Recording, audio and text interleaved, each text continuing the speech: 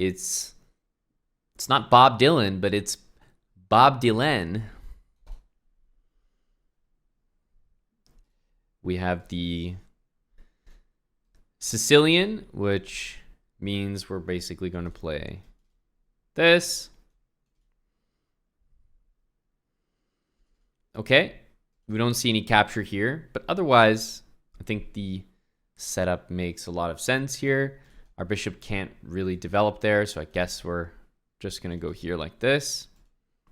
Oh, okay, interesting. We'll stay hitting the center. Okay. In general, we like more open lines, so I'll capture that, bring the rook into the middle, the bishop out, knight, and I think you can do a decent job predicting our moves here. Got the knight out. We want to snork up. Queen e2, rook over, probably something into the middle, like knight or bishop or this knight. Okay, it goes knight to g6. It's not looking too scary at the moment, but we'll go here and see what comes next. Rook e8.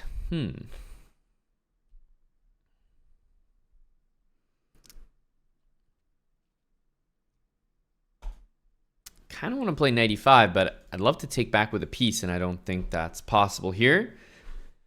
We have a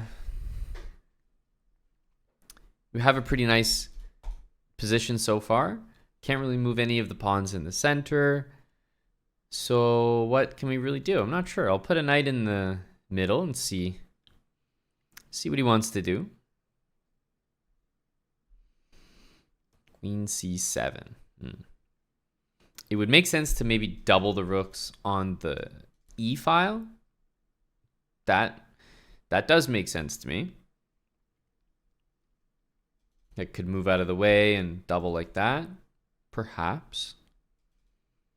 Yeah, I could see that, or maybe queen e3 and doubling. I'm not sure right now.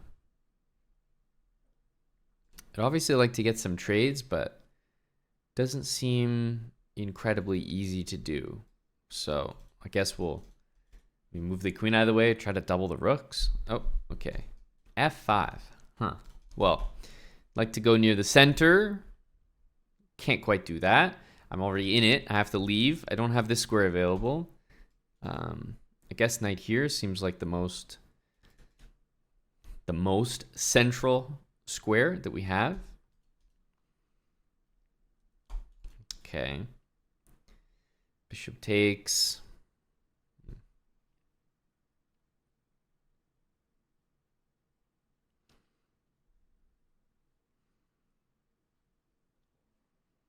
This bishop is not great with the pawn here.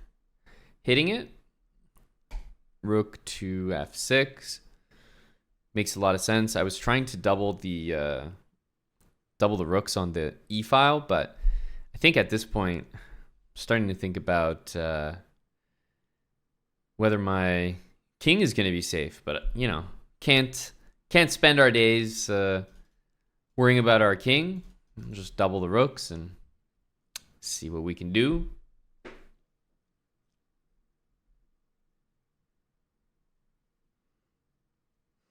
a5 is a weird move. Like, this pawn has not been even close to on my radar. We'll double the rooks. Can we get anything happening here?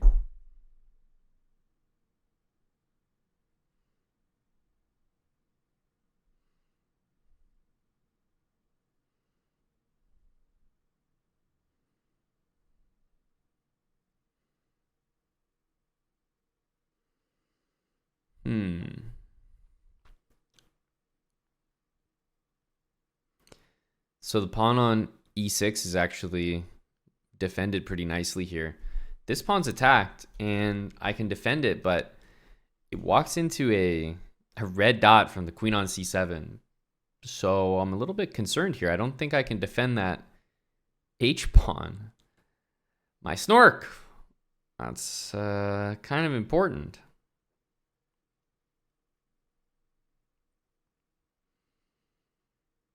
I don't know. Not really sure what to do here. Bishop feels kind of bad. Like, what do I even do about this? Can't even defend it. It's so sad. I can't put my king up to either one of those squares.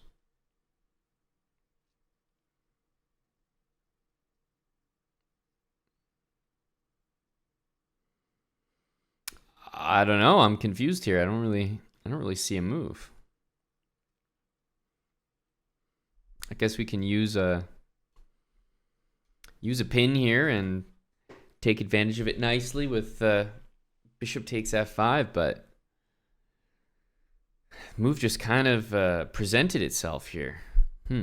Knight takes h3 looks pretty scary, I can't lie.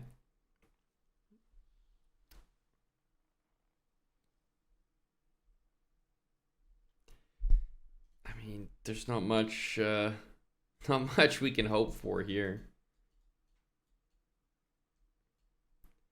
Guess we could take this with a check.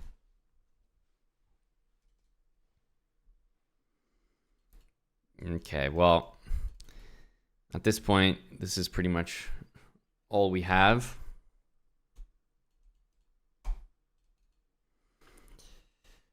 Yeah, we just have to try to run away, but I don't think this is gonna work, unfortunately.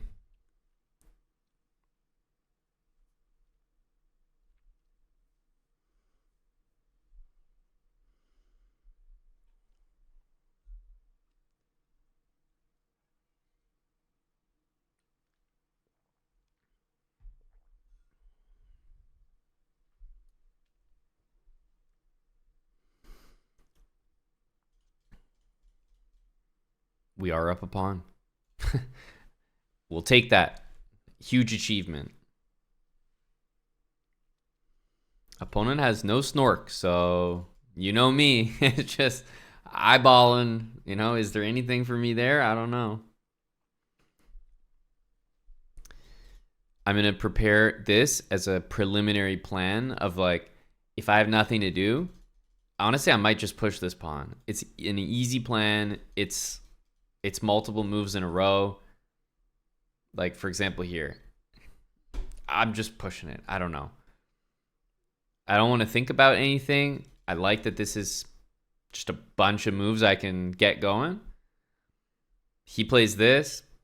Why think about anything? Let's just get this going. Okay. That's free. That's free for me. Take that and we'll...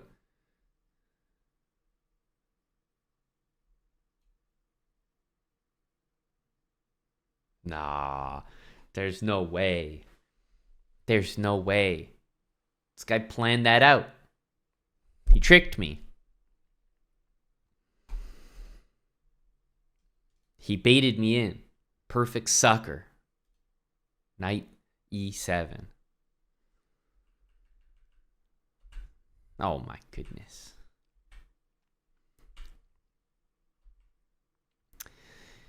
Well, not our greatest first game of the day, that's for sure.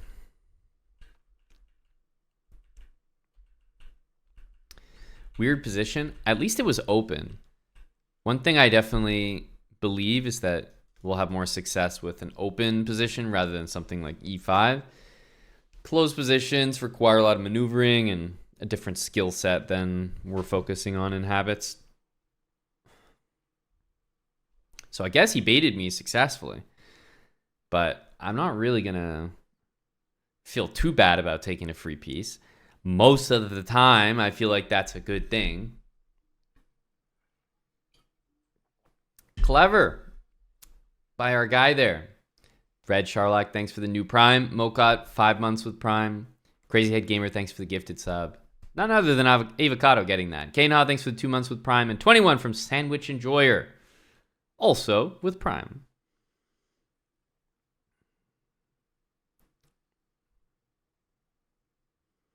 You were just watching the old building habits.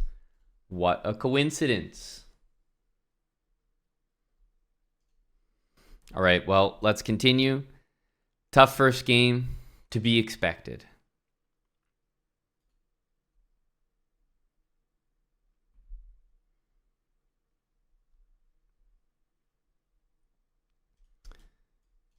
Okay. D4. Well, we'll definitely take. Get the knight out. Get the bishop out. I feel like we've seen this before. Like, seen this exact game. Matter of fact, after knight f6, e5, knight e4, bishop d5, we lose a knight. Or we play f5. I remember this. So we said we're going to play the move d6 to just stop this move and then do all the same stuff. Knight f6, castle. Hopefully that's okay.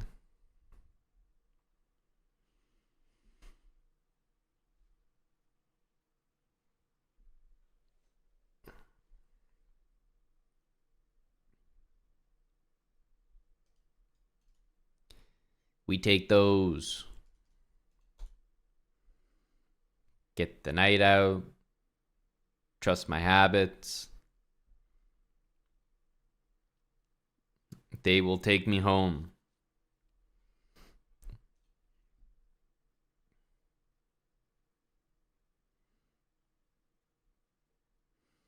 Go habits. Well, take the opportunity to snork up there, and there's a pretty well-known theme here with the knight coming to d5 next. So for that reason, I'm going to start with bishop e6.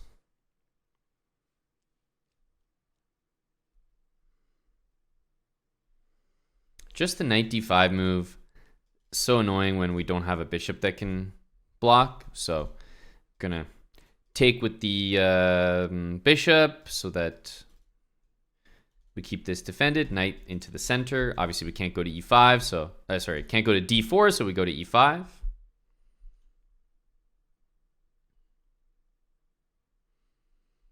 And let's just, well, I was going to say let's just castle, but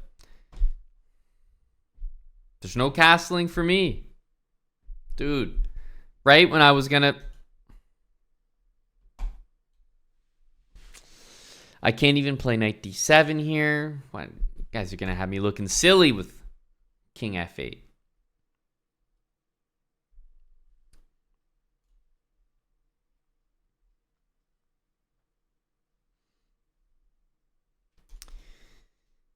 Rook e1.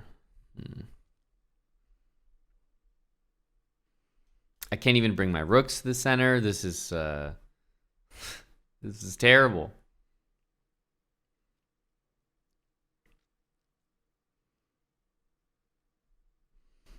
All right. How about some trades here? Taking your pawn in the center, and boy, I love some trades from you. Okay. That's not so bad. We get a little trade in there. Obviously, trading queens really helps my position out. Okay, let's count them up here. Not bad at all. We got to defend this. Okay, so we have opposite bishops, and we have an extra pawn. So we're the ones that have the slightly better position, let's say.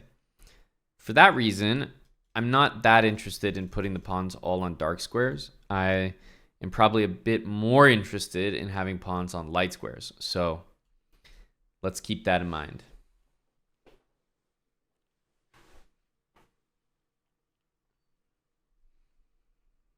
Bring our rook to the middle. I can't really bring the other one in.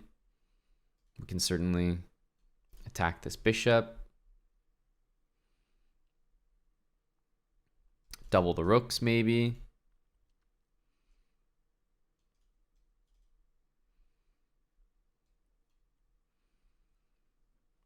Yeah, doubling the rooks feels easy. We can bring our king into the center. We have a big threat here, but I assume he'll stop that. And there you go. He does. It is a pawn on a light square. That's what I'm interested in. Basically, I would take my pawn on a light square so that his pawn ends up on a dark square, because we have opposite bishops, but I have an extra pawn. So we are definitely playing for something here.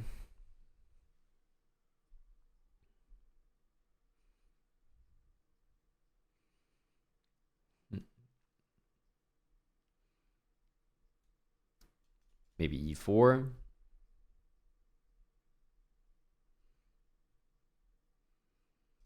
We can also offer some trades here. Whoa, what the heck is this move? G4. I mean, I guess I'm gonna take it. I think this is more of what I want. Like, let's guard that. So I like the pawns on light squares and the pawns on dark squares. So whatever's happening here, I feel like it's in my favor.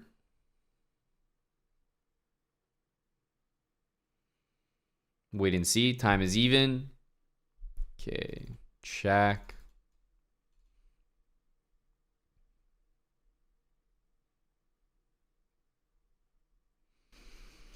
Okay, what? He's attacking this pawn. I mean, we can move it, but also can offer a trade there. We have the king in the center. Please trade with me, bud. That's all I got.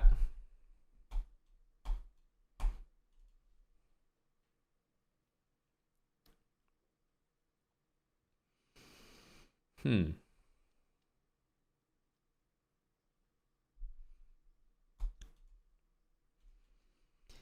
we at least get a trade here?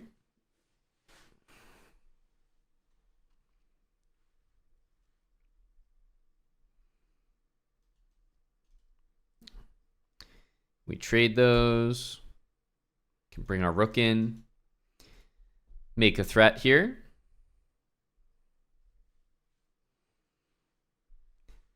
This opposite bishop endgame might be happening soon. Check. I think we'll start to activate our king, like king c5, king b4.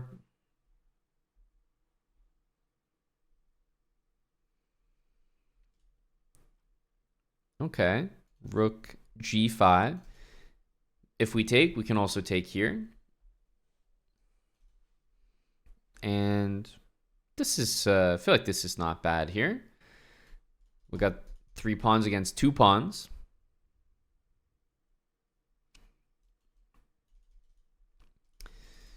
Use the king to attack everything.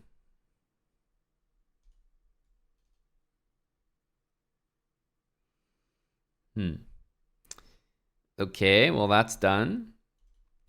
Bishop into the center. Can we get our rook down here?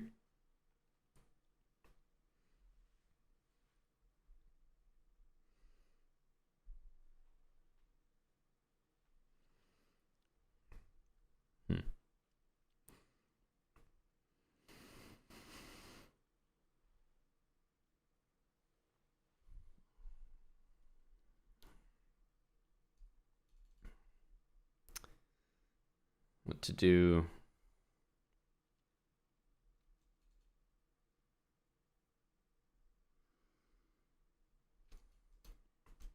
Yeah, I'm not sure. I'm going to get out of the pin, first of all.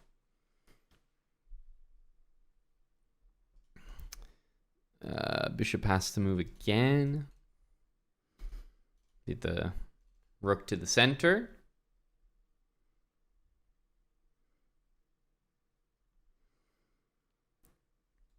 Okay. Need to get some moves in.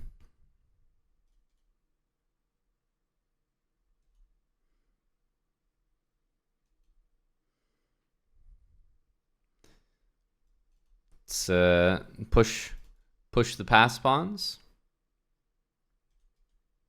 Check, huh? Jeez. This is a little bit disturbing. Okay, we might have to abandon our mission here. It's looking like a flag kind of game.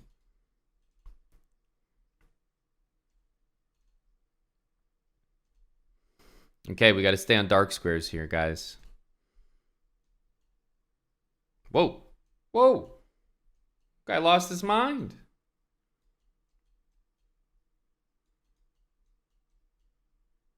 Oh my god, what the hell was that? Okay. I don't know what to say about that one. I mean, he had double our time all of a sudden. Just rook f4, rook f6. Like, this is not even a move that's going to work. Like, I was almost going to pre-move rook f6.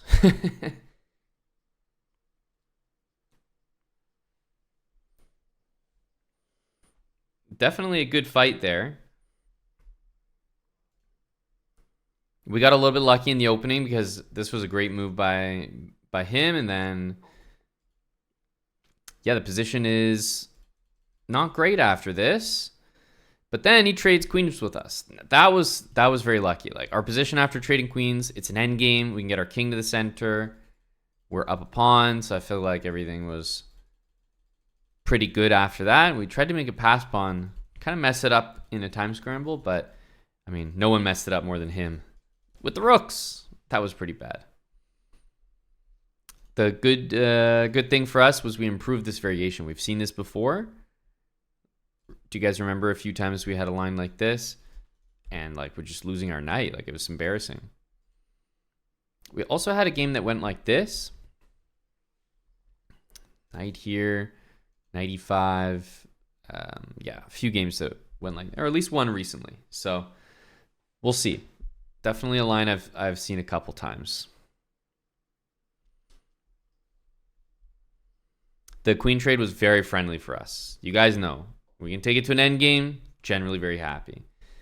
Tang JQ, thanks for the 19 with Prime. Bison84, thanks for the 43 months. Welcome in, guys.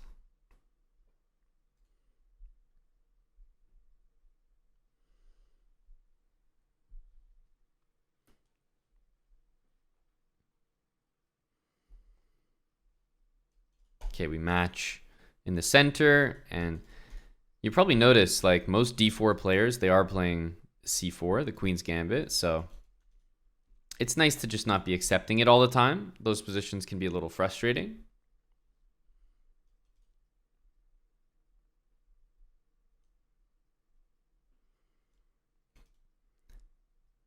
Snork up, want to see what the guy is up to. Let's castle.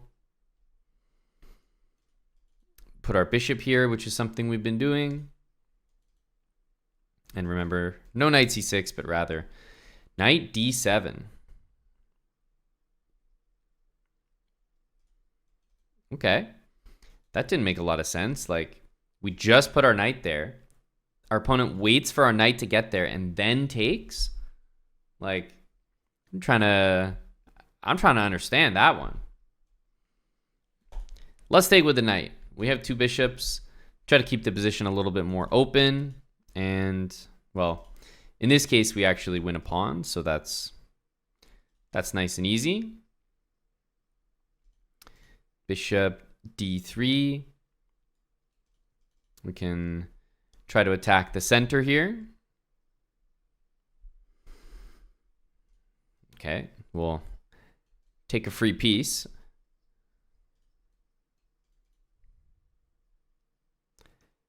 Okay. Fascinating stuff there. Interesting game, interesting game.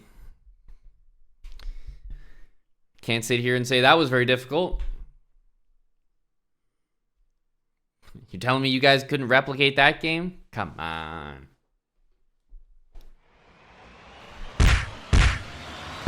We just need to play this type of opponent every single game and the climb will be no problem. Hello to Salty. Fresh off a match dub against Eddie the Endgame Apprentice.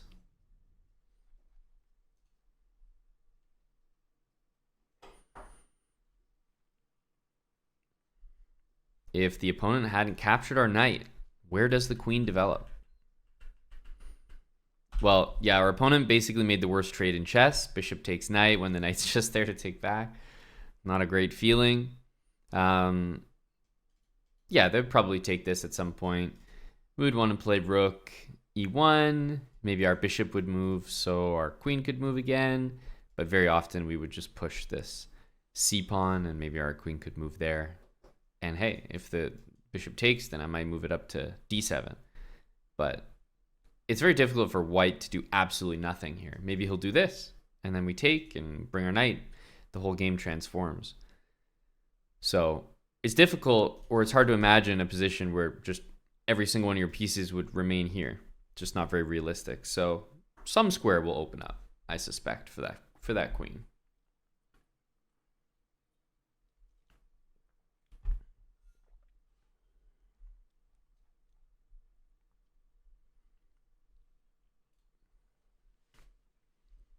Okay, definitely e4. We see the French. No problem. Oh, capture that. It is an isolated pawn here, so keeping that in mind. Can snork up here. He's going to do the same. We want to get our bishop out. And our knight going to the c3 square, much less. Instead, knight to d2 is our preferred option, and it's really about this square. If you see an isolated pawn, that already tells you basically how you're going to be playing your game. So knight b3 in order to control that square, c3 in order to control that square. Pretty much everything I do revolves around controlling the square right in front of the isolated pawn. So that's just the best way to go about blockading that thing. We have a rook to the middle that looks comfortable. Queen d7. Occupying the center looks good.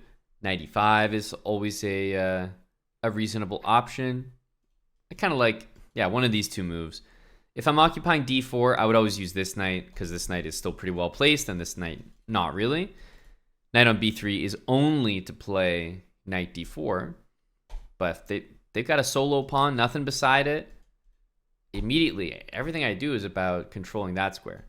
So let's offer a trade. It's in the center, and I also like that maybe we could take that knight at the end as well. And, oh, okay. Opponent kind of goes a little bit crazy here. Bishop takes h3. I'm not really understanding. Let's take. And I know it doesn't feel like the move that comes naturally, not the move you would play, but I stand by this idea. Like, we want knight h2 or bishop f1 to g2. It's weird, but those two moves almost always work when dealing with the queen. So I'm just going to stick with it. At least we can see, bringing the bishop to g2 clearly has some good things about it. Queen is going here, attacking this pawn, but fortunately for me, it looks like I can continue my plan of bringing the knight there, which I was going to do 4 or 5 moves ago, and also block this bishop. So it feels like we're playing at a very advanced level, but we're really just utilizing all the different ideas.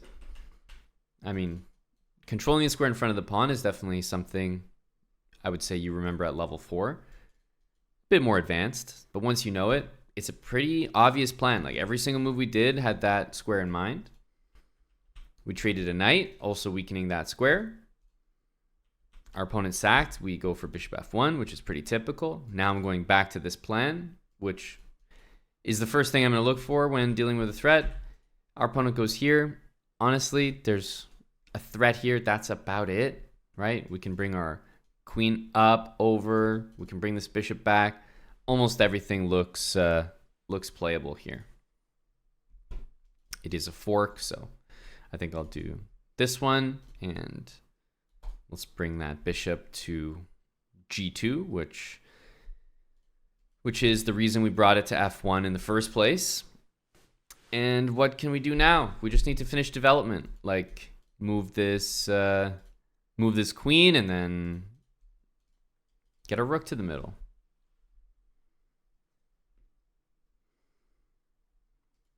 H5. Rook to the middle.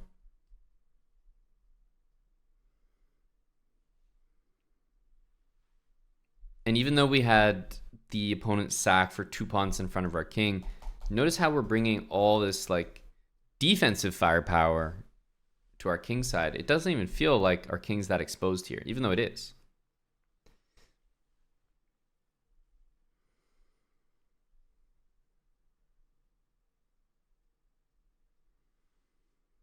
It seems like black's trying to play h4, but this is the thing, like there's nothing sweeter than having an opponent that plays bishop takes h3 like that, because if you know how to handle it and you just put your bishop like this, doesn't it just start to make you think, okay, these are moves I'm not that afraid of going forward, you know? Like maybe you were previously more bothered by these, but now it's like, give me that free material. I don't feel very threatened by these bishop h3 moves when you know how to handle them. At this point, black doesn't have a follow-up. They're just kind of making up moves, and you know, we could offer a trade, for example. But yeah, black's totally making up moves and just hoping that something works. We can double the rooks on the open file. Obviously, we've already snorked up. We don't have another one, so none of that to do.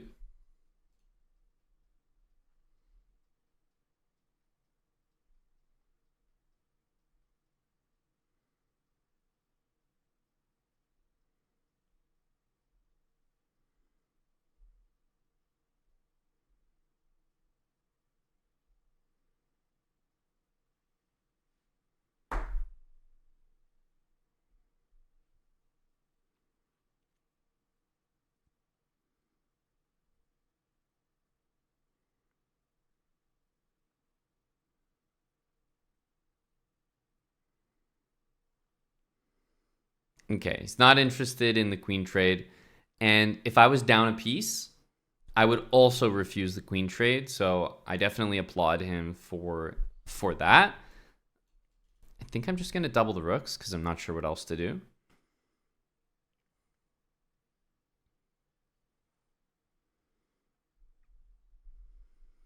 Yeah, that's a good way to describe it. Oh, okay. Pawn here. I think we'll just take the free piece. Obviously, our opponent also wins a piece here, but that's effectively a trade. Like, I'm not too bothered by that. And okay, nice little fork there for us, and that should do it. Nope, appreciate that. Oh, sorry, mouse slip.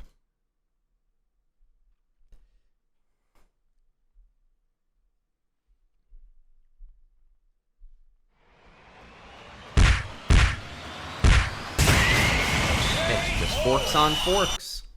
The guy's giving us everything. Giving us everything.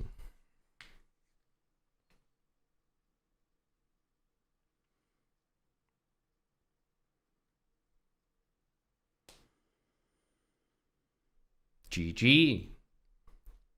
It really is like facing e4, e5, queen h5. When you're 400 elo, this is the worst thing that you could see. 200 elo, 300 elo, 400 elo. You hate seeing this because it's scary and you probably get mated. But when you're 2000 elo, if someone plays this against you, it's like, okay, perfect. I just get a free good opening. So it's very much the same thing if someone's playing bishop takes h3. Like, unless he's playing this with clear follow-up and, you know, big problems, in general, I'm not that concerned by it. We know how to handle it. We take our bishop f1. We take our knight h2 if it's there. And those two moves alone are usually enough to deal with almost any sacrifice. And if those two moves are not able to deal with a sack, then it probably means it was just a good sacrifice. So they're probably the best things to try no matter what. We just safeguard our king, offer a queen trade, and the tactics just present themselves, which is going to be normal. If your opponent sacks material, of course the tactics are going to favor you if you defend successfully, because you're going to have more material. Like I have more pieces, so of course there's going to be more tactics for me.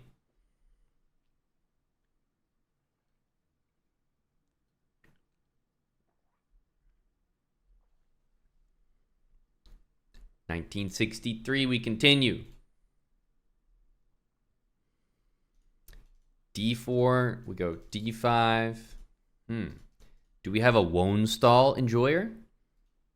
Our bishop doesn't really have a place to develop here, and we kind of need to continue. So I think we got to play E6.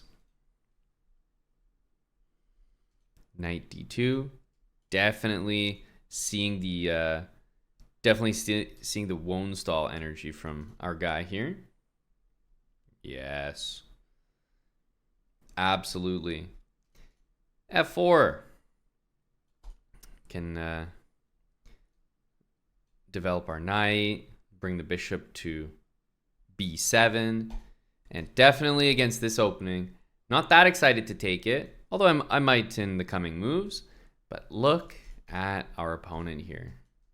Brings, you know, a tear to my eye. Someone that is playing the opening exactly as the speedrun designs it. You start with the early knight d2 to always prevent knight e4.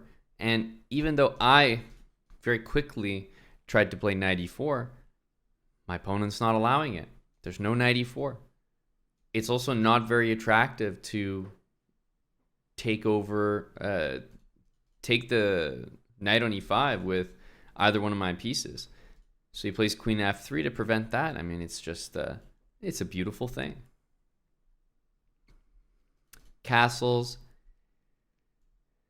We can play like maybe c5. Try to bring our rooks to the middle.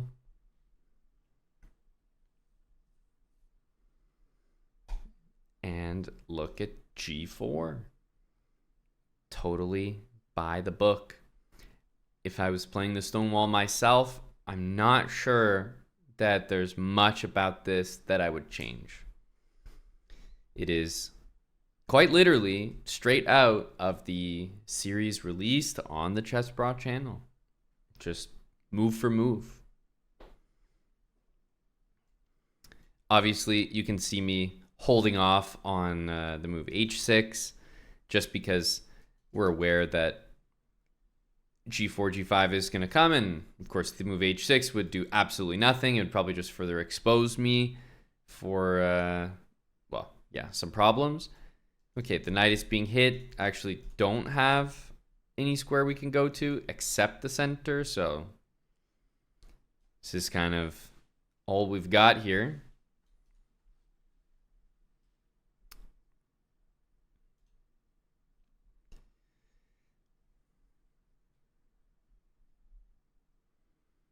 He takes that way. I guess our bishop only has one square. Bring the rook to the middle.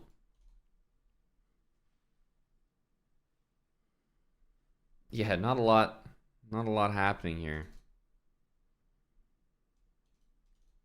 Could double up. I still can't really play h6, so tough position for sure. Our bishop is also pretty bad.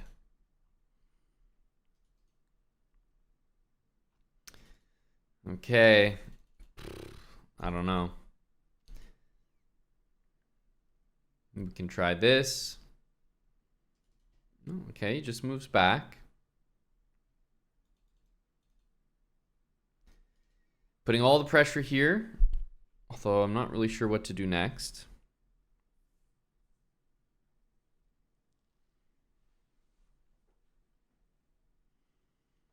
We can play g6. Yep.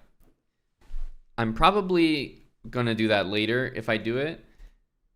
Just because, you know, why do I need to do it now when it doesn't feel like there's that much danger? Okay, rook c2. We can take that and maybe offer a queen trade here. And now I think it makes sense to bring the king into the middle if he trades.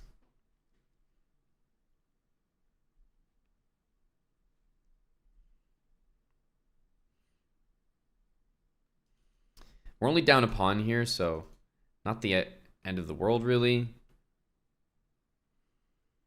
We definitely remember I guess the rules, right? We want pawns on light squares.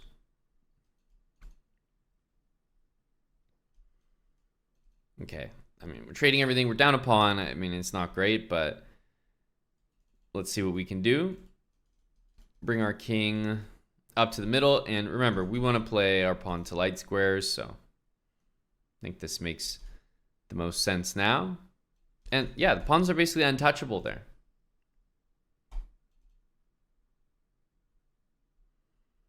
So even though we're down a pawn here, it feels like we still have some chances. So let's take, and all we're really armed with in this endgame is the light square pawn principle, and that's all we have. We're putting all our pawns on light squares. Let's see what we can do. In this case, I could play a6, but I'm definitely going to play a5, starting to get a little ambitious here. It's amazing what a simple concept like that can do to you in the endgame. All of a sudden, we have real chances to win just based on that. And I hope everyone can see we are never going to lose this game if we play a4, right? Like it's 100% not going to happen.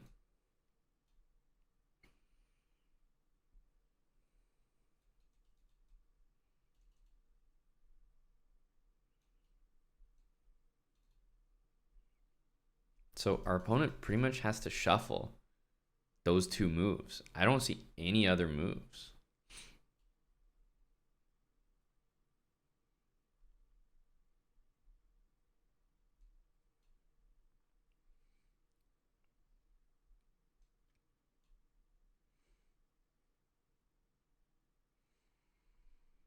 This is the most interesting part of the game because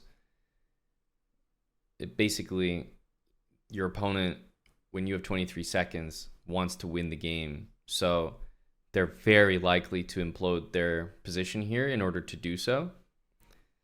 So I'm not even 100% taking the draw here. But what I'm definitely doing is waiting to see, like, oh, is maybe he going to take the draw? I don't know.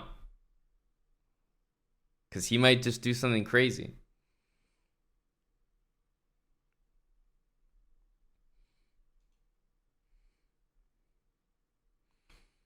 Maybe we go to 11 seconds is enough to interest him.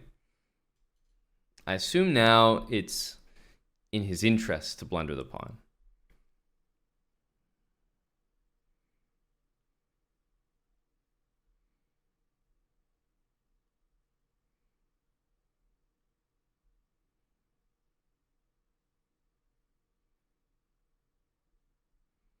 But this is what I've been saying. The draw seems quite guaranteed. Like, the power of putting the pawns on light squares with dark square bishops is really that simple.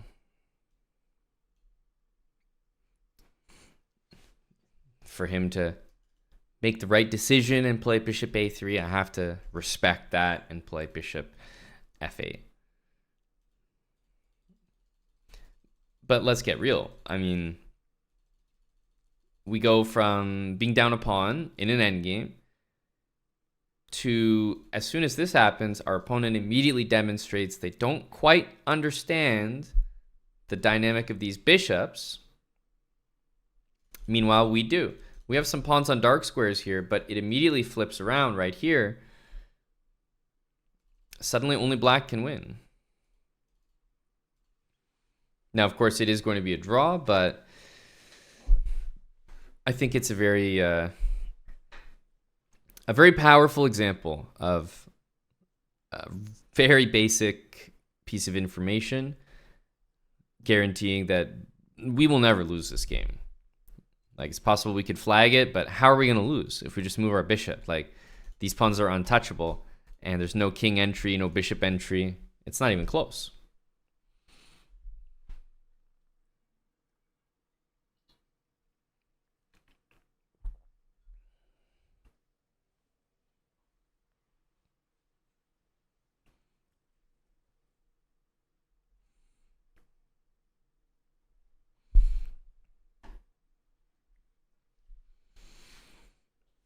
That's not how it works, Brazilian Monk, but if you use our link to make a chess.com account, and like upgrade your membership to a premium membership, which is what you'll need to have a flare beside your name, then there's chessbrah flares available. You don't have to use our link to do that, but on a separate note, it's nice that you do, because then we get some of that those membership fees. The thing is, Spartacus TT, if he ever brings the king over here, he's going to lose this pawn. So no for that reason. But even if he did play here and played e4 and played h5 and played f5, I just sit here and do nothing. Right? If he takes any of these pawns, I just take back. He can never make progress. Like, this is completely unassailable. There's never any way to get in, because I just sit here and do nothing. That's the power of the pawns on light squares. So you might win this game. You might draw the game, but you're not going to lose the game. Powerful.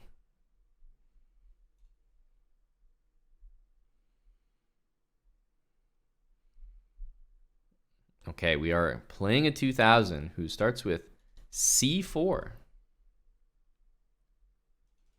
Let's bring our knights out.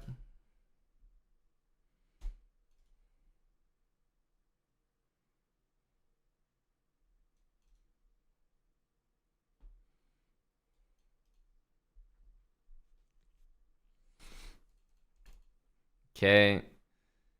Oh, that looks a little scary. Let's snork up over here.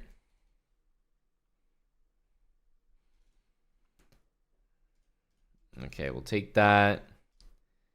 Knight needs to move. We can't go to the center, but we can go, yeah, I guess knight e7. I don't really know where we're going next, but a4. Well, my opponent does not have the center, so I become very interested in taking the full center like this.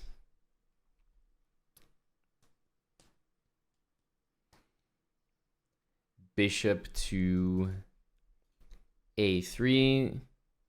Let's move this guy again.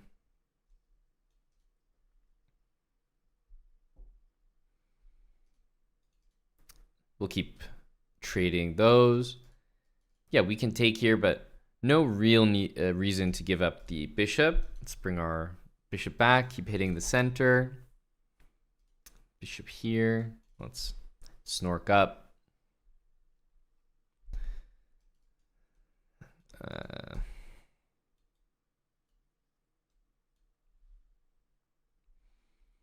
Can't take that one.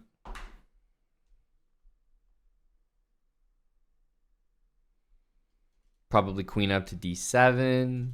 Maybe the rook over. This bishop is almost bad, but it still feels like it's not a bad piece. Okay, we'll take there. Okay.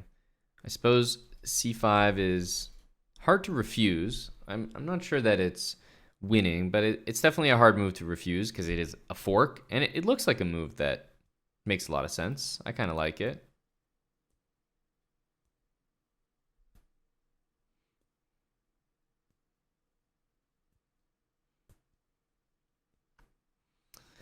Bishop a5, well spotted by my opponent. Got to deal with our queen. We don't have time to take this free knight on d4, sadly.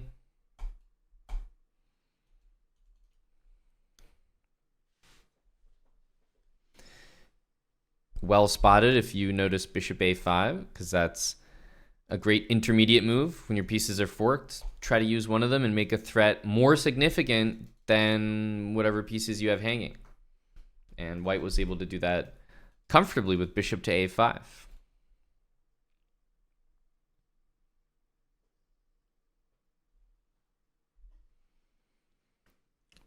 We have this h6 move, which is helpful. Okay, knight a4, I feel like is a bit of a weird move, but again, I understand it a little bit here. What can we do?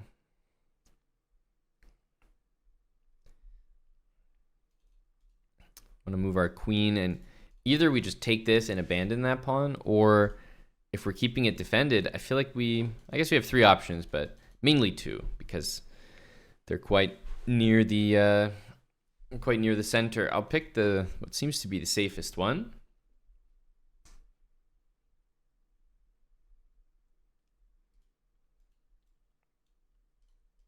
Again, how do you keep defending this pawn? Like queen c6 is now the only option. Not easy.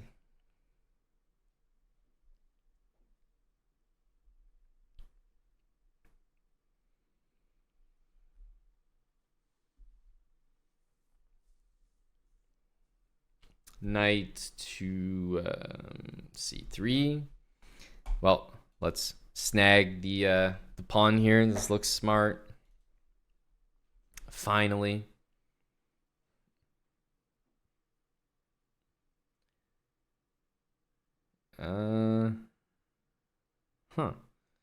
Well, that's a little bit unlucky. Not sure where that move came from.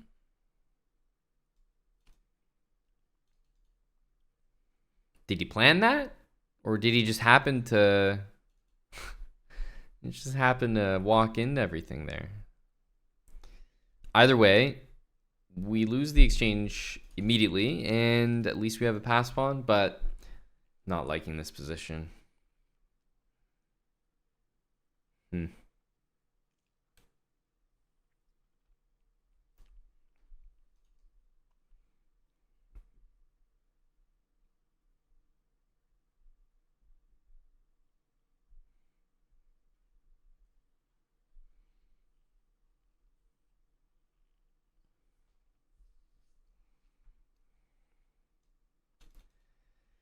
I mean, we take, but we definitely don't want to trade queens, that's for sure.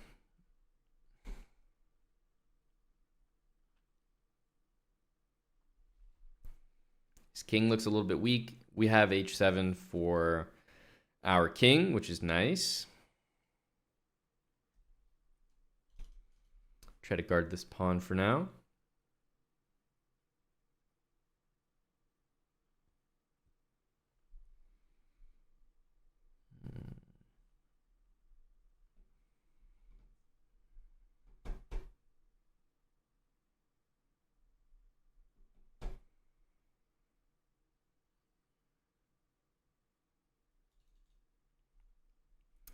Well, something that might be helpful is having our king out of the way. I just feel like if he tries to exchange the queens, we're able to avoid it a little easier. Just go somewhere in the center. It's well known that if your king is here and subject to a lot of checks, that your opponent will find some way to trade queens with you. Like here, for example, I think we can just keep dodging the queen trade.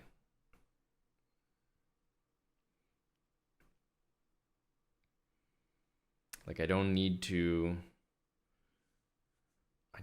allow it. Okay, I also don't know what to do, but that's a different story.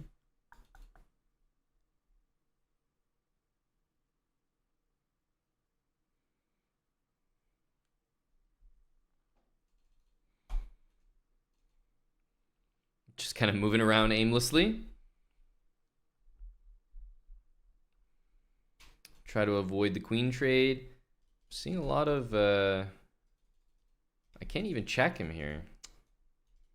Maybe like come in for a check.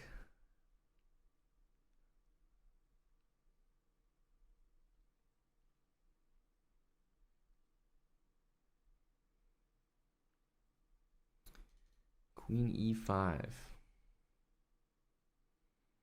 Do we have any tricks? Check.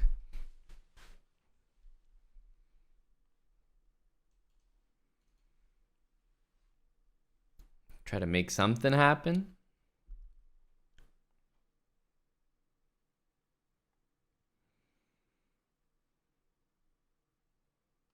I don't really know that we have any major threats here. Queen, like to the F file, is a threat, but that's kind of a fake threat. Yeah, you know, Check.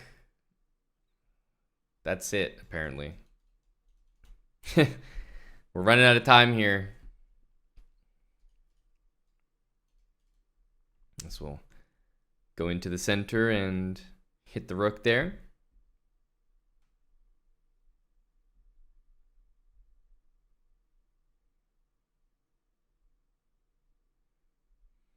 F3. Go ahead and take that one. Dude. Draw.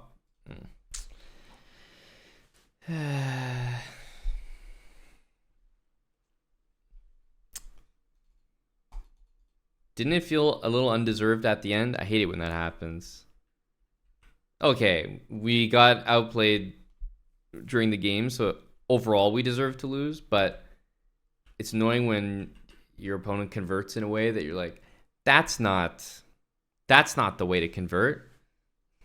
And they definitely let you back into the game, but by that point your position's been so bad that you're just down so much time you lose anyway. Hate it when that happens.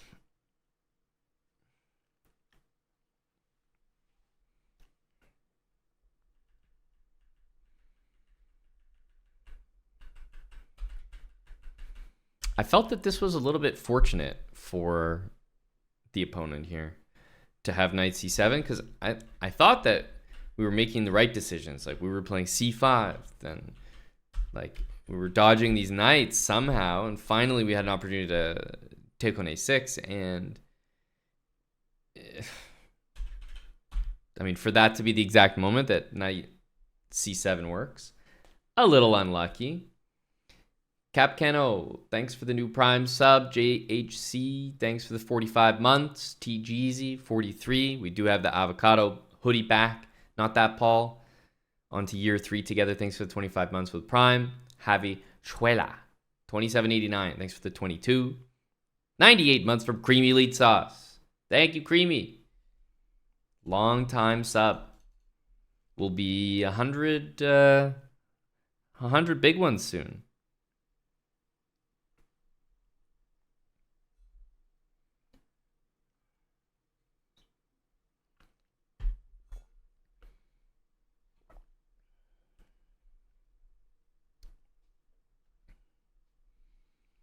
Yeah, just chalk it up to a lucker dog tactic. Has to be.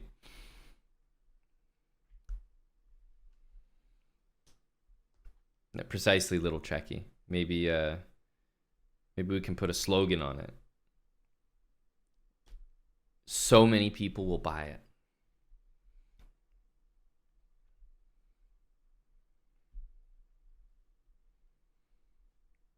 Am I wearing a bathrobe?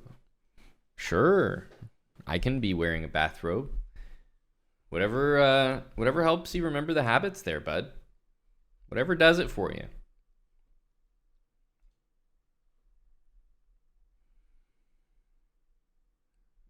This is a lot of numbers.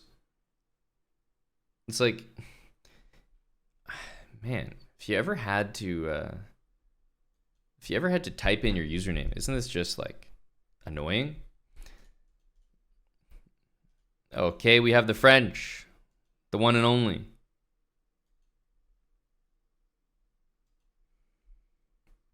We take that.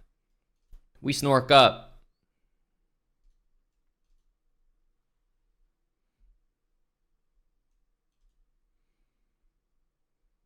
Oh, he's doing the plan as well.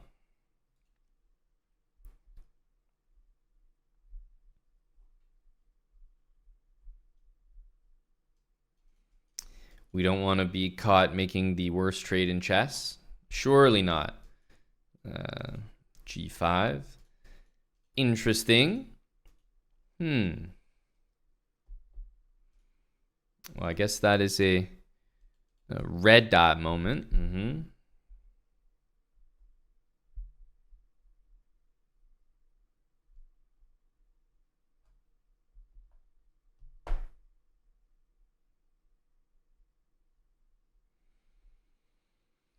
G4. Take that.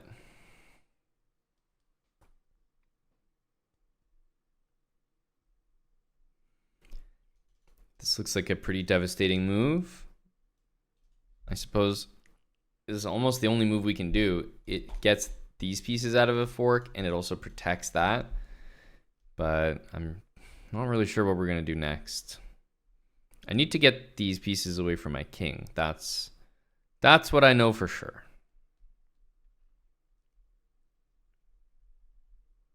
And if I move this knight, I get mated. So it's not really an option here. I think we got to play knight f1 to try to force the queen out.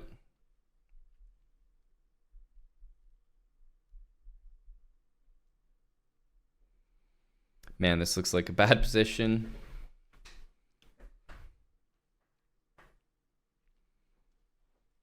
We're already down a pawn. It could be worse, I suppose. This really came from the French. The French defense? Like, what?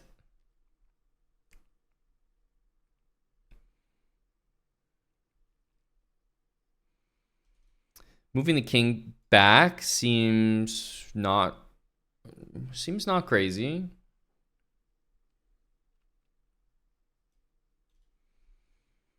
Just bring the rook to the middle.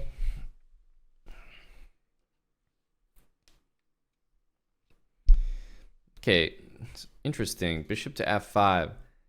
Like, what I thought I knew was that this was good. So, what am I not knowing right now?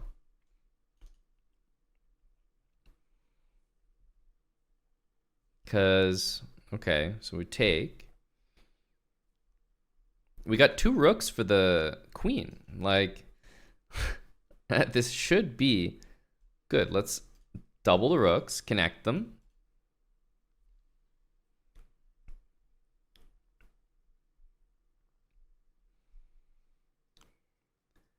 Okay, rook needs to move. I need these rooks to stay connected. That's how they operate best.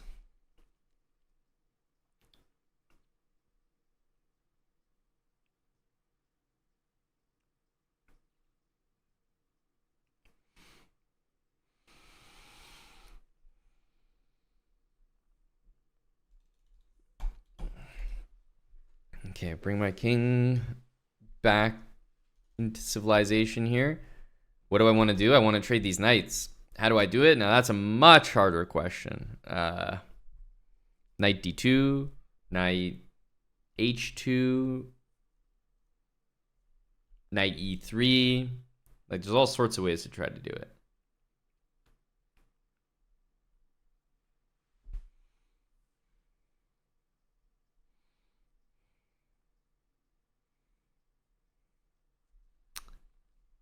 Man, it's not that easy.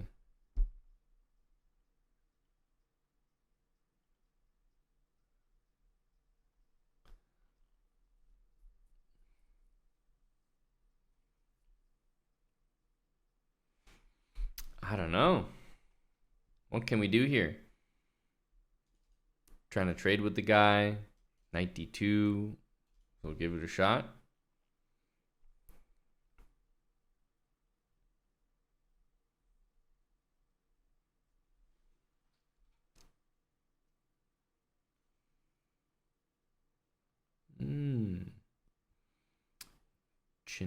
Gennady.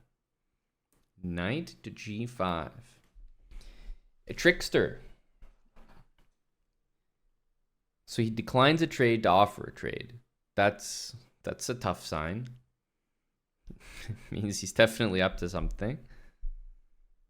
Knight g5.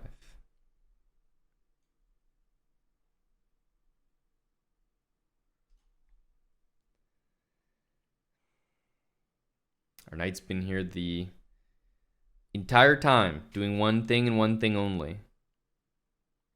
But now I can't even move this one. I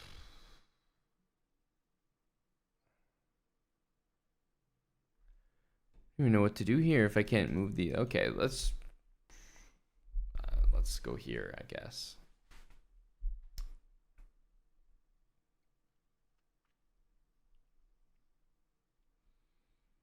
A4.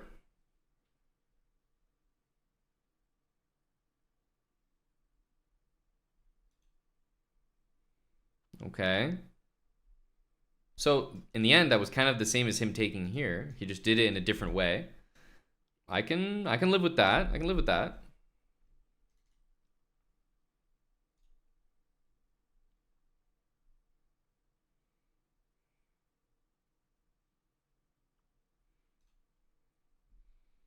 What do we want to do next?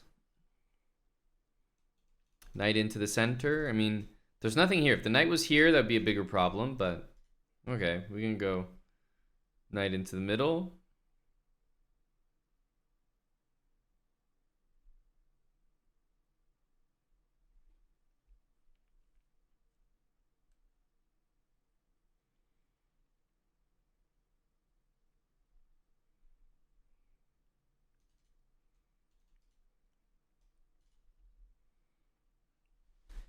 Can we take something here?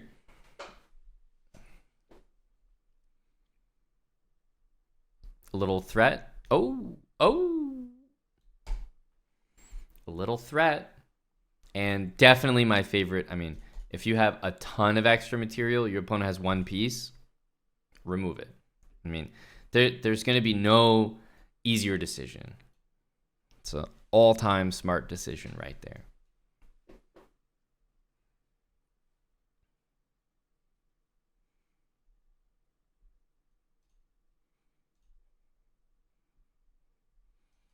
We can push this as a form of distraction and then use our rook to clean up the rest.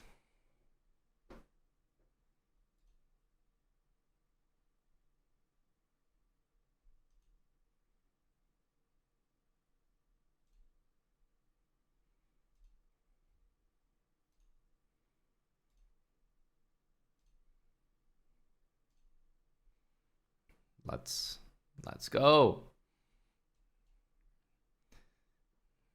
Let's bring the king.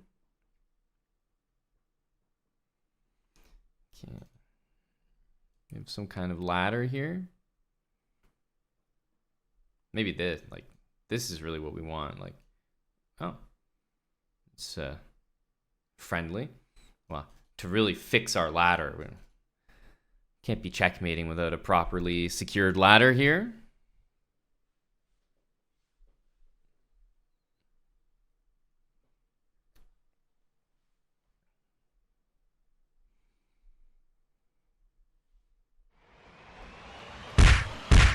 There we go. I mean, we just kept our stick on the ice, really. I can't say anything more. Queen g6 was just ultra friendly when we were back against the wall.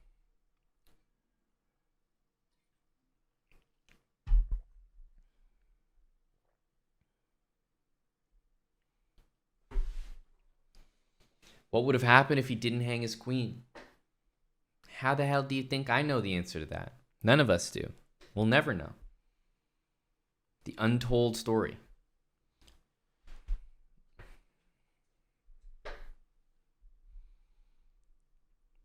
CUG Madrid will most certainly be, well, if not here, there, but live for sure. That's right. Scared of the fork, tunnel visioning on just this, thinking, oh, I'll go somewhere where it's at least guarded. Not available.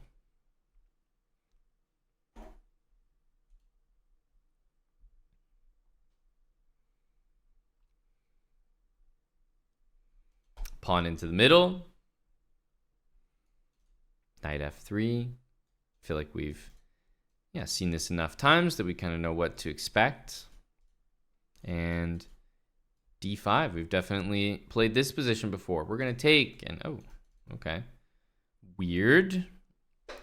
Queen a5. I mean, it is the Sicilian, and it's still what we're talking about. So I'm still going to play d5. I know it feels a bit strange, but I stand by my recommendation. If you can achieve d5 in these Alpine Sicilians, then you should always do it. Okay, in this case, we have a nice trade. bishop can get developed with tempo, like with a check. So I like that one. Alternatively, we could go here, but why the hell not? Right, I'm just trying to speed run my king to safety. We can develop our bishop out and say hello to the rooks in the middle. Oh yeah, I know exactly what my next moves are going to be. Hello. Hello to you.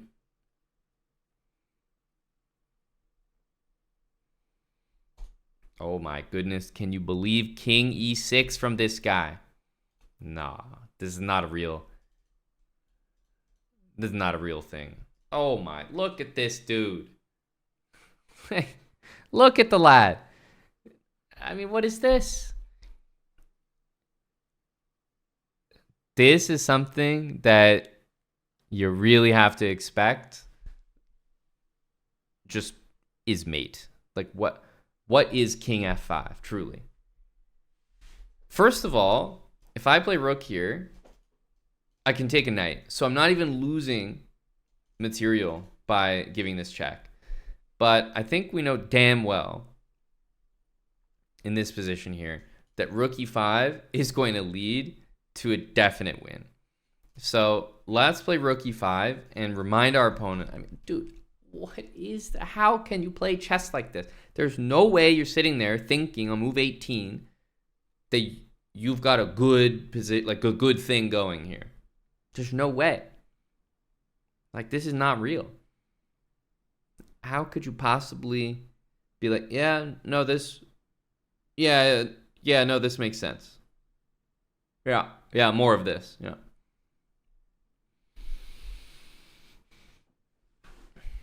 But he must think it's a good position because these were all very intentional moves. Why not king to safety, king back, right? It's a good reminder that we're never going to be safer in the center of the board with every single piece barreling down. There's a reason why we bring our pieces out before we bring our king to the center. So he's following endgame habits in the wrong order. The guy's got no development. He got pieces on the side of the board, and he's already got his king smack in the middle of the board. Well, let's continue to bring another piece into the center.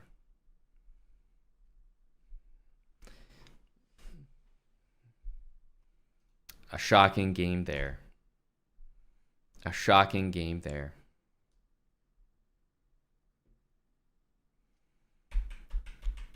It was a non-compete. This position is overwhelming though. Bishop out, 2 rooks in the middle. You're going to let me do all that with tempo? Obviously, in this case, there was so much to be said about some moves like this, right? These are much safer. Well, there you go, folks. The unpaid actors at it again.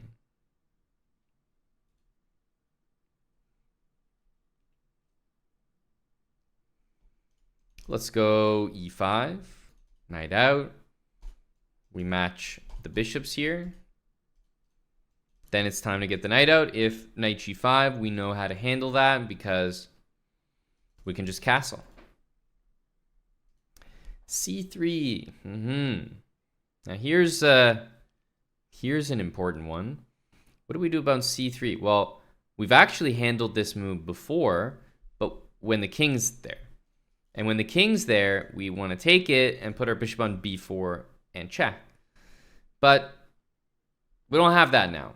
The king's castled, so we don't have that nice bishop b4 check. And the move d4 is still about to happen. And after d4, we can't ignore it because we're going to lose a pawn. So naturally, this makes sense. I want to keep a pawn here. I'm not interested in taking if I don't have to. Bishop back to b6. He decides to take. Well, let me go ahead and take this one from you. Let me go ahead and take this one. Don't mind if I do.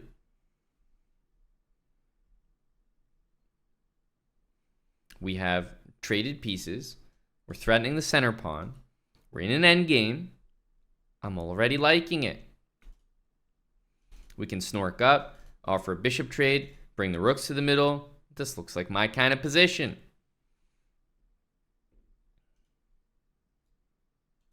Snork up.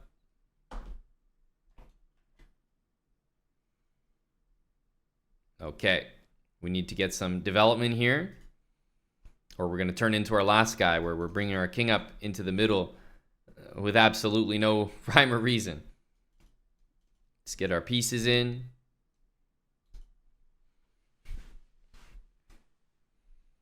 Okay, well, definitely want to trade that, and I suppose we do get to win a pawn here, although I was really just trying to bring the rook to the center, nothing more, nothing less.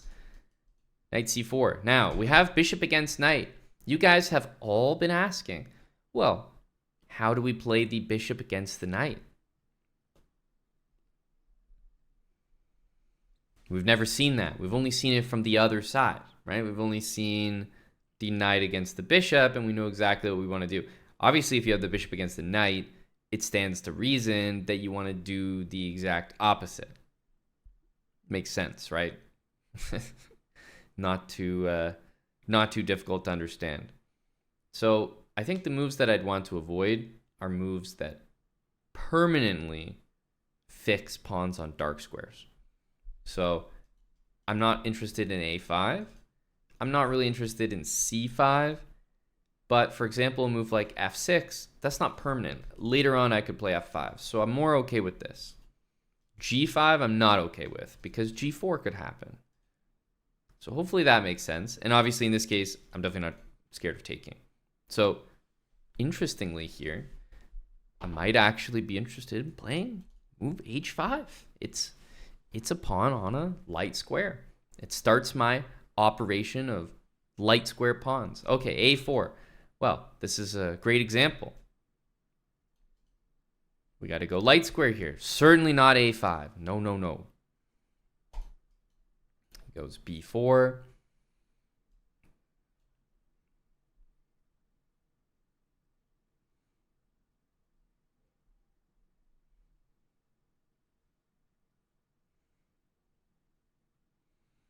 Okay, rook d5, definitely going to get f6 out of me. We just obviously have to defend the pawn.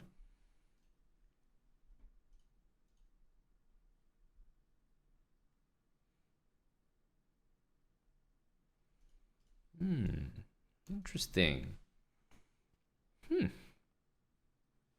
Well, unfortunately, we didn't really get to enjoy any of the bishop and knight endgame, mainly because he just took it. But yeah, we were on the right track there. If I could play c6, I would, but my bishop was hanging. But it's a good sign that our opponent took us, because if not, it's pretty much indicating that he would prefer the knight against the bishop. But I guess because we played some half decent moves, it was like, okay, I got to take this. I got to take this bishop right now. Okay, rook b5. Can't really stop that, so I'm already thinking about the next move. When the rook takes, what do I want to have available? I think rook c8 makes the most sense. We are in this box, so nothing to worry about there. Always rook behind the pawn there. Okay.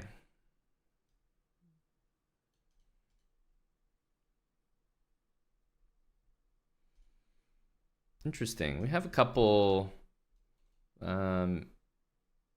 decent options there. I might play just the king move first.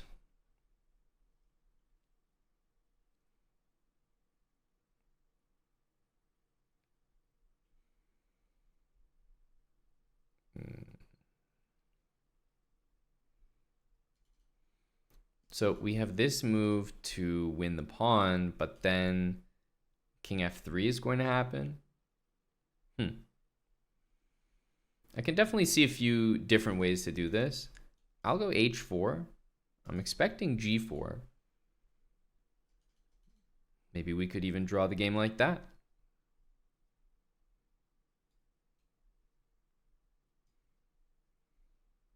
We're low on time, so not the worst result. Okay.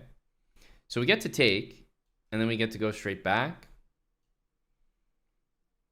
We'll see if this is something that works.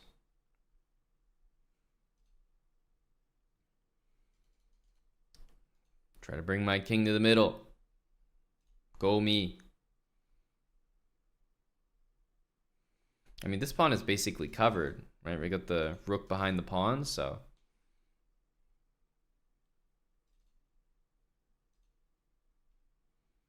And we can take this if he's moving his rook.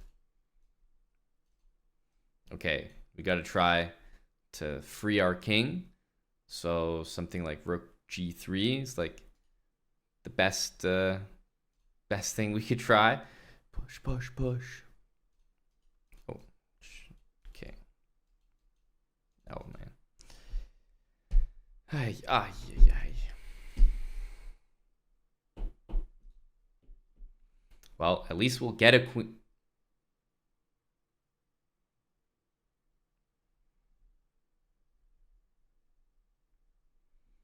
All right, slick, slick. I see you. I see you. I see you, Avi. I see you, AVI. Guy finessed us in the time scramble. Well done, well done. I wish that, you know, if the knight was like on f3, at least we could have seen something that would be slightly more useful. But yeah, there's not much you can do when the guy's just going to take the bishop and then it's a rook endgame. So yeah, even though it is knight against bishop here, I think it's important just not to let any pawns get trapped on dark squares. These are moves you should never even consider. Whereas f6, h6, b6, I'm not that offended by these moves because they're not stuck there. If I play b6, I can play a6, b5 later. Make sure to get on light squares. So those are not too committal. So if the knight wants the pawns on light squares, obviously the bishop also wants the pawns on light squares if it's a dark square bishop. 25 months from Kapong. Thanks for the prime. 8KD. Thanks for the 71 months.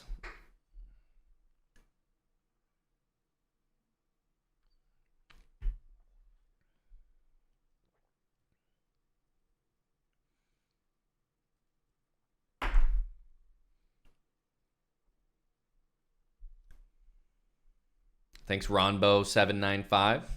Appreciate that. Brazilian Monk. Hello, dude. Hello.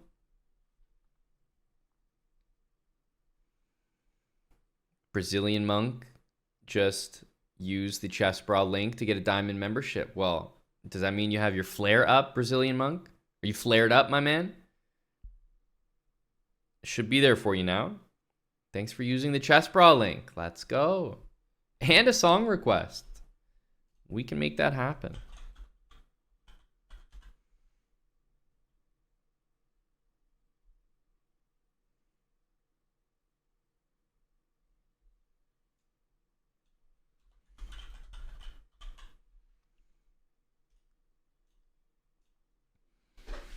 Go Brazilian Monk. Our boys flared up. Thanks for the 10. It's coming up next, Brazilian Monk. So let's jump into a game and it'll probably pop up while we're playing. Bring us home, hopefully.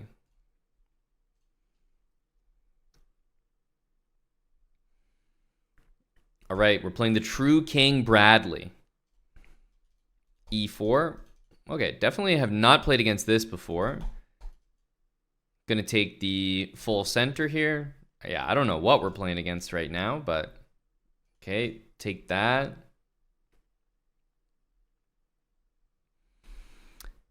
Bishop here.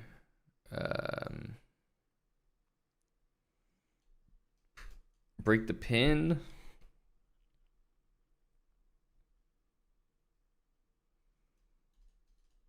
Hit the queen.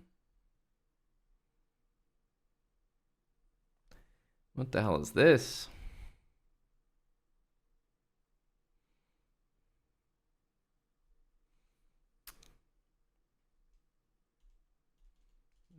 castle here. We can just try to finish our development. There's definitely a lot of pressure, but I'm matching it, so you know you can't really take me very easily. Queen G6. Kind of unusual move there. Queen G6.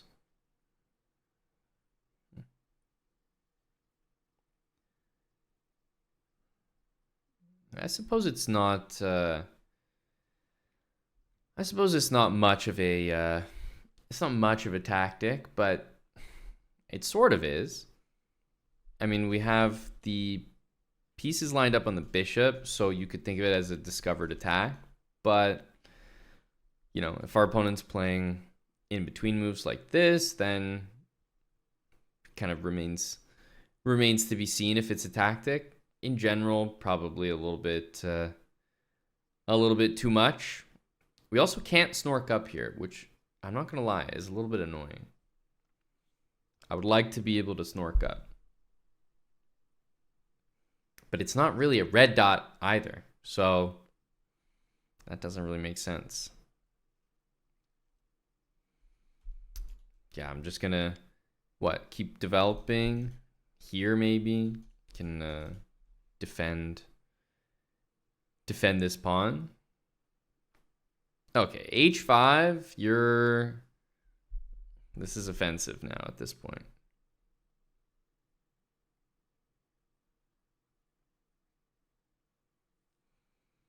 Okay, I mean, this is getting frustrating. I need to snork up here, and the king's just not cooperating. If we play h3, he can just take it. So, I mean, trying to make it happen here.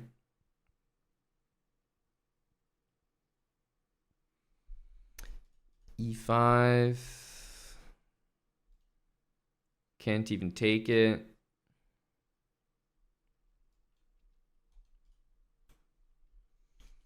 Can't even take that, to be honest with you.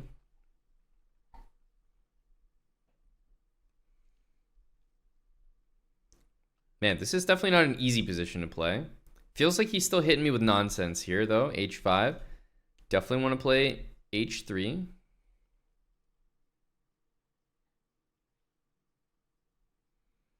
Oh my god, what is this? Can't go there, so knight into the middle. I also can't take that because it's pinned. I feel like I can't do anything. We have this defended.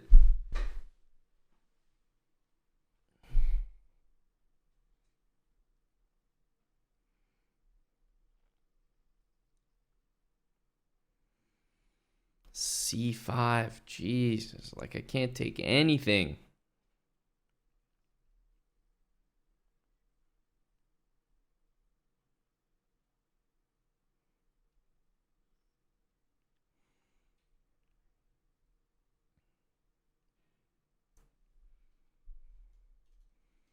Stay central.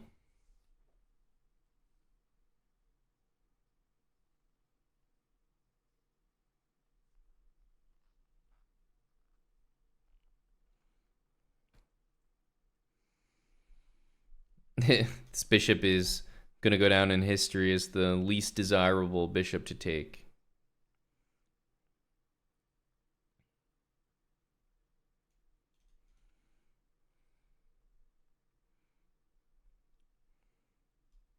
Okay.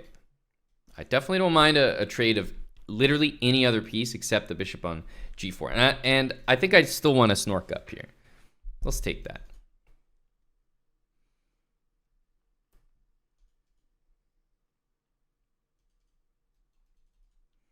Now, taking it, definitely not desirable with my king here, but I still feel like we can play it because I'm not worried about him taking me, so we'll just put it there.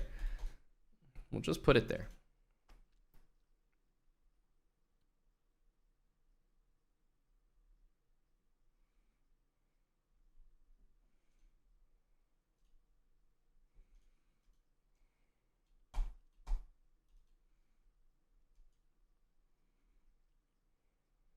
Knight takes, eh?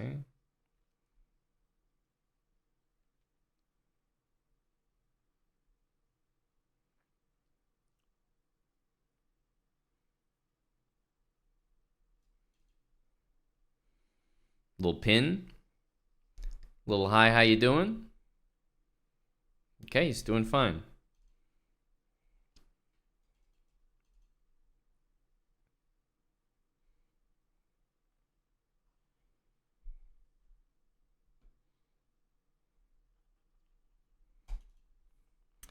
Take the open file.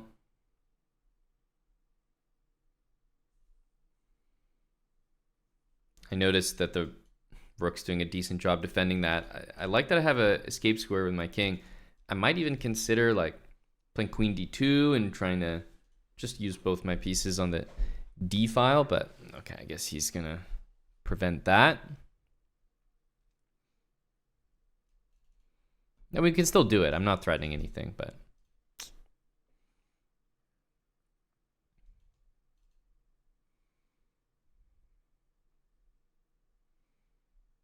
into the center we go.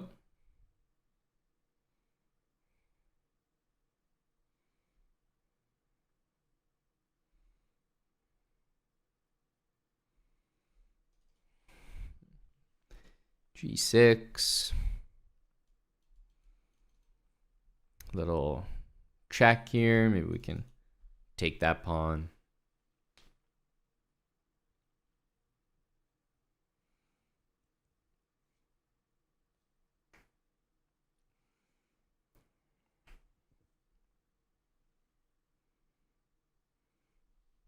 Oh, okay. We can get a check there and trade queens.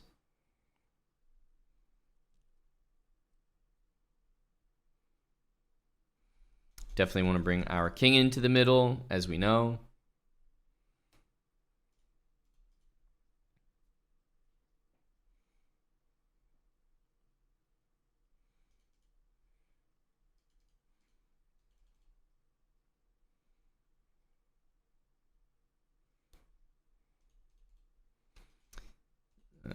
Bring our king up.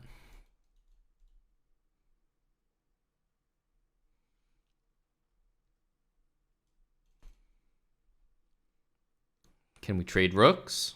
Good sir. We cannot.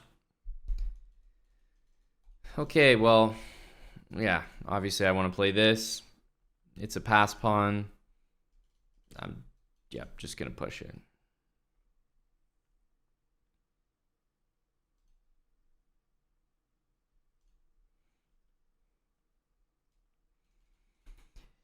Rook behind the pass pawn should be enough. It's amazing how just pushing, and wow, I can't believe he resigned. 12 seconds. So strange. It's amazing that just pushing a pass pawn in an endgame can work. Even against a 1950, like, is it shocking to you? Because it's shocking to me that we can sit here and just play these moves and the game just ends. That's it. And he resigns. He doesn't even make us play it out. He knew we were capable of the win. He said, big respect.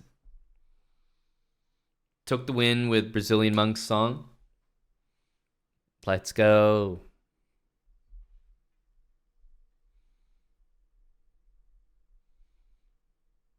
That's right, Nerlin. He respects the game. He respects the better chess. It was a very back and forth game.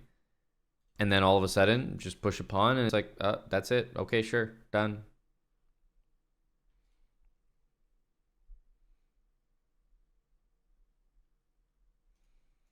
Okay. E5. We've been facing a little bit more C4. We don't really have anything special against it. I just developed the pieces like the same way, pretty much.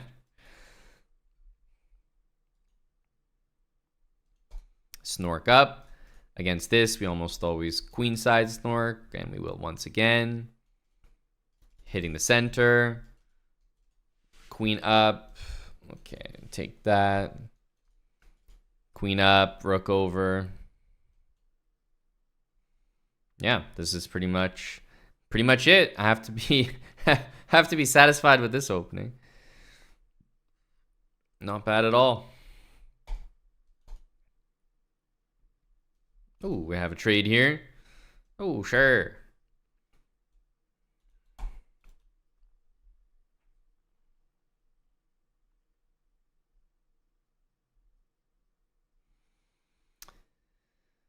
Okay, what do we have?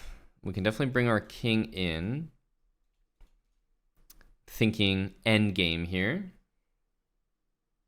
This bishop is about the worst bishop we've ever seen. So, yeah, there's that. Is anyone impressed by my bishop here?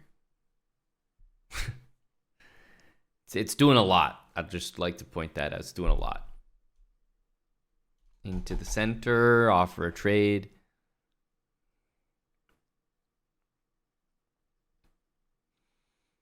I'd like to trade with the guy. I don't have any space. I don't have any good pieces. I'd like to trade. Buddy, can I get a trade here? Anything for me? Thank goodness. All right. That's something. That's something. What is this? Knight c4.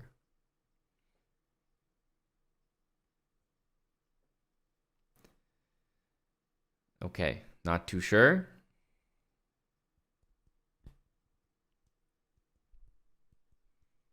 We can't bring the king fully into the middles. The pawn is hanging, so we need a couple more moves.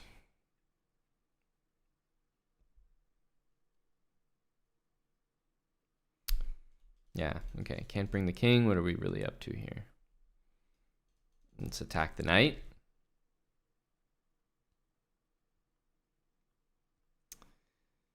Dude, it's like the worst piece in history of chess.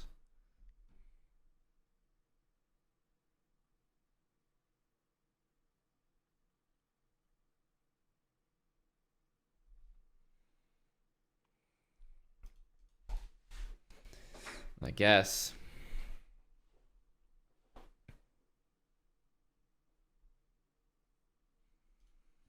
Jesus, dude, is this like... You here to embarrass me or what?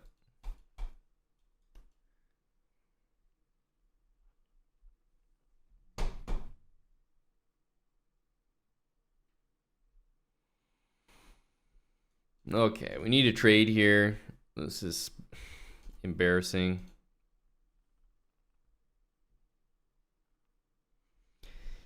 Embarrassing. Bring our knight into the center. The sad part is, after winning a piece, it feels like the material's even. Bishop here. Well, we'll do what you're supposed to do with these bishops and put the pawns all on light squares. How about that? Okay. We can bring our bishop back into the game, like into the center at least. Bring our king up. Basically improve all these pieces that are so bad.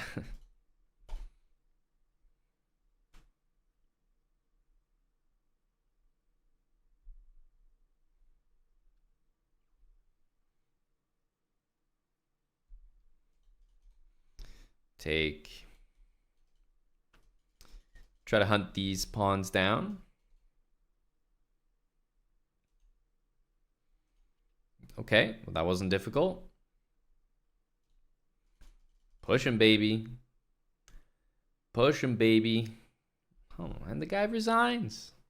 I don't know what it is about these games. It feels like we're on the back foot the whole time, and then boom. It's like something happens, and not too long later, they resign.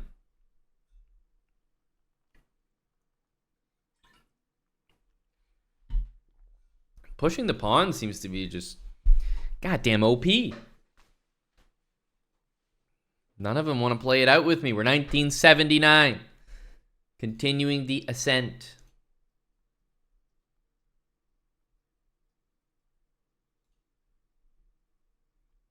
Thanks, McDermott, 61 months. Cheers, McD.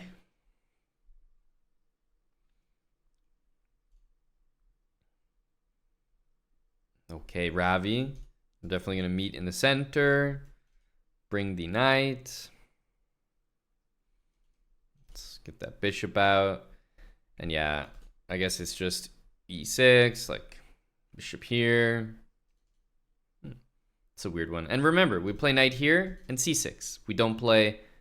Okay, well, c6 is going to be goddamn easy here. Castle. Castle. Okay, I mean, rook here looks like a solid one. And honestly, my next move is probably e5. We have a lot more control of the center here, so let's make use of it.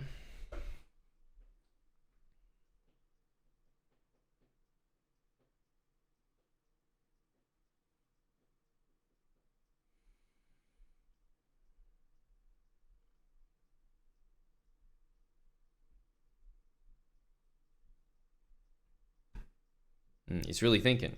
He doesn't want to give me control of the center, but I already have it. I already have both my pawns here.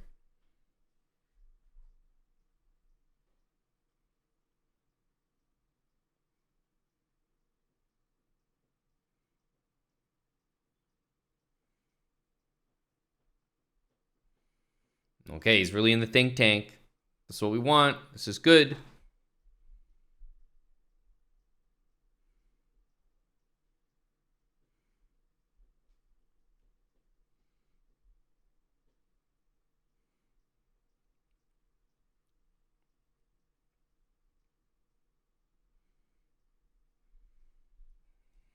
Okay. Nice capture there. Queen takes. We have a great center. I don't think we want to do anything to ruin it. Like, we can take. That's fine. But maybe we could get him to take. That could be good.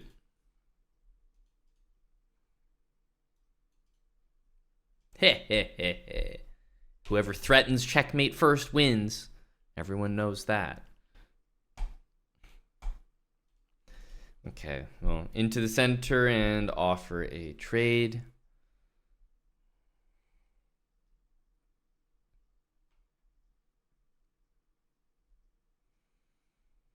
Well, it was good while it lasted.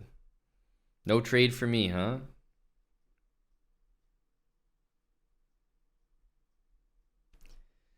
So we have this, and we also have this to deal with. Kind of annoying. All because the lad wouldn't trade with me.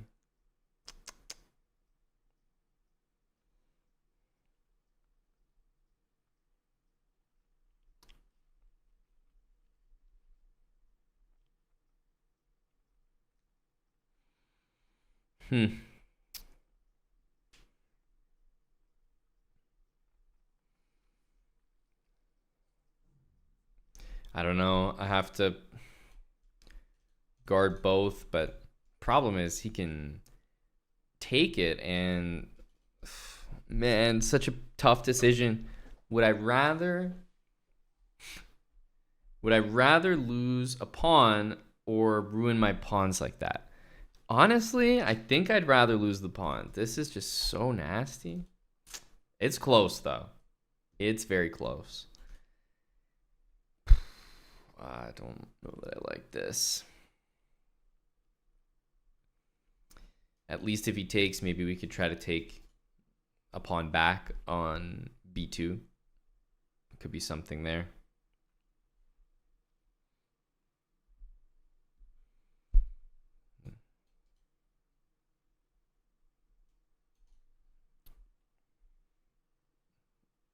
Okay. Like I said, we get one pawn, but it's not equivalent. So we're definitely still behind here.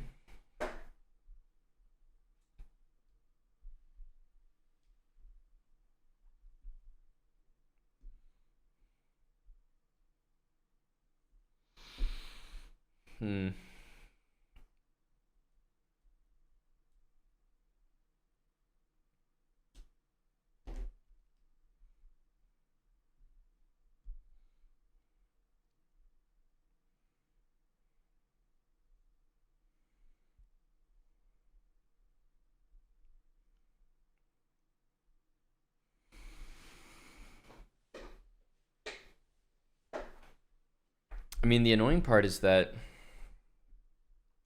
I mean, we can take a pawn here, but I think I need to actually bring my rook back, because our rule that I think it's been a useful one to follow the entire series has been when there's a runaway pawn, like cover it in front with the rook.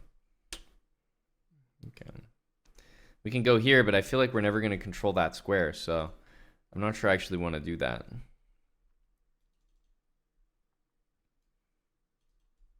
Okay, let's go back and I guess rook b8, rook a8, and try to take the a pawn.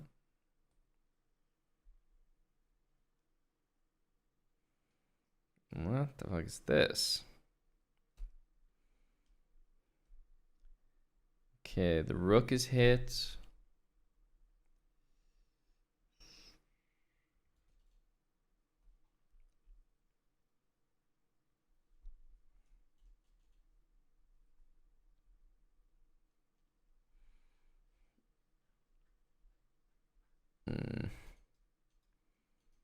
Even try to attack this.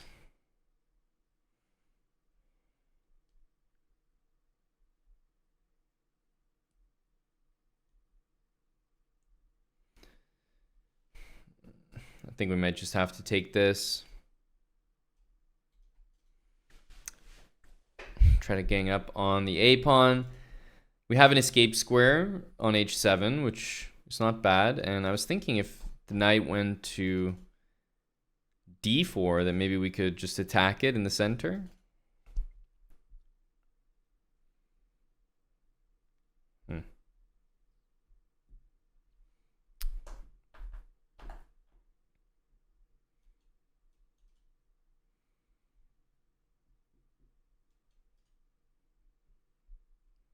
Only down a pawn, but man, is it a strong pass pawn.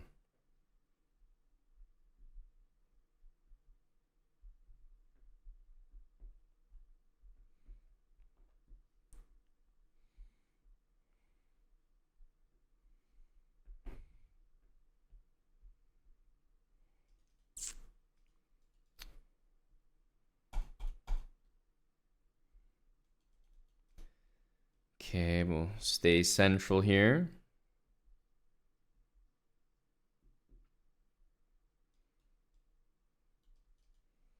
Make a threat. First time for everything.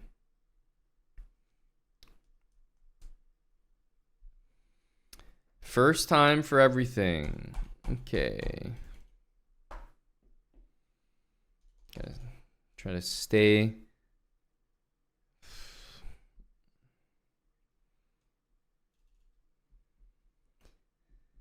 Oh, there's not much to do. I'm try to make some quicker moves.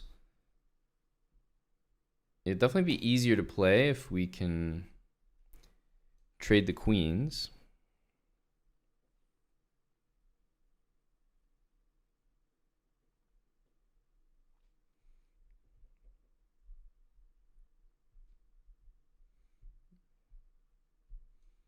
Let's just make a check and make another check. Okay. Time to, well, yeah, I suppose definitely cover this pawn. Should do that. It's not letting me get my king in. Hey, pawn on a light square with a bishop. Look at me. Look at me.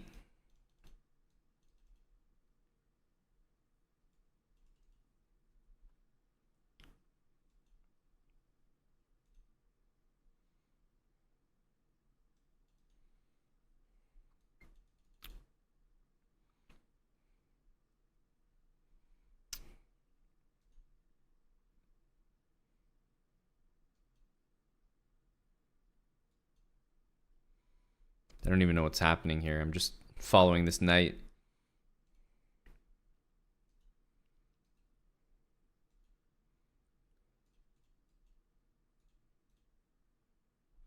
Oh, okay. Just gonna pre-move there. Don't mind if I do.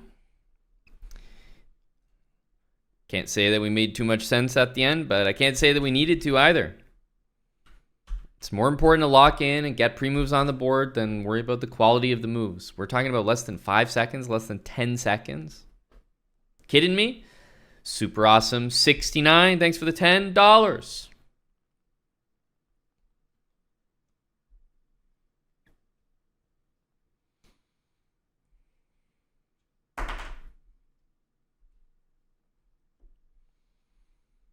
$2K incoming. Oh, I don't know about that. I don't know about that. But you sound sure of it. Okay, all right. We're going to take a short recess then. Everyone prepare yourselves for 2K. It's been called out by Groggy Dog 7, which means got to make sure I got a refill here. We're running empty here. We're locked in with the avocado hoodie.